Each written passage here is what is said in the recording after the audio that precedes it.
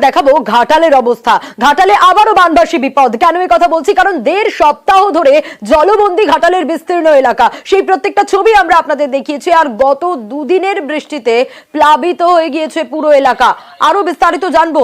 জল যন্ত্রণায় পঞ্চায়েত এলাকাও একেবারে বিপর্যস্ত। সুকান্তর থেকে আরো বিস্তারিত জানতে পারবো।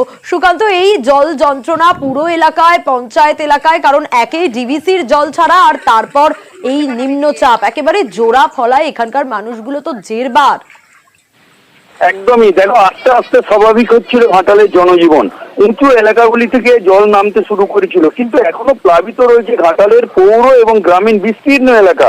আবার তারই মাঝে এই নিম্নচাপের বৃষ্টি আর জলাধারের ছাড়া জল দুয়ে মিলে আবার কিন্তু ঘাটালের নদীগুলিতে জল বাড়তে শুরু করেছে। ঘাটাল পৌর এলাকা এবং গ্রামীণ এলাকাতেও কিন্তু জল বাড়ছে, তাই চরম দুশ্চিন্তা বাড়ছে ঘাটালের বানভাসী এলাকার মানুষের। তাদের আশা ছিল পুজোর আগে তারা স্বাভাবিক হবেন, কিন্তু এখন আবার কতদিন এই জল যন্ত্রণার মধ্যে থাকতে হবে তাদেরকে, সেই নিয়েই কিন্তু চরম দুশ্চিন্তায় পড়েছে ঘাটালের বানভাসী এলাকার মানুষ।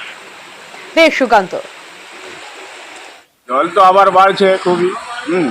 পূজার জন্য হয়তো, তার জন্য হয়তো আরো দুশ্চিন্তা, মানে পূজার তো কোনো হবে নি। কিভাবে যাতায়াত করছেন আপনারা এখন? আমরা ওটা বাঁধ দিয়ে, মানে যোগ ফেরি বাঁধ দিয়ে নৌকায় যাতায়াত করছি।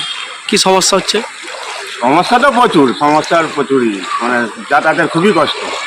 পুজো নিয়ে আবার দুশ্চিন্তায় রয়েছে। হ্যাঁ, পুজো নিয়ে আবার দুশ্চিন্তা, মানে পুজোয় আমাদের কোনো আনন্দ হবে না, কিছুই হবে না।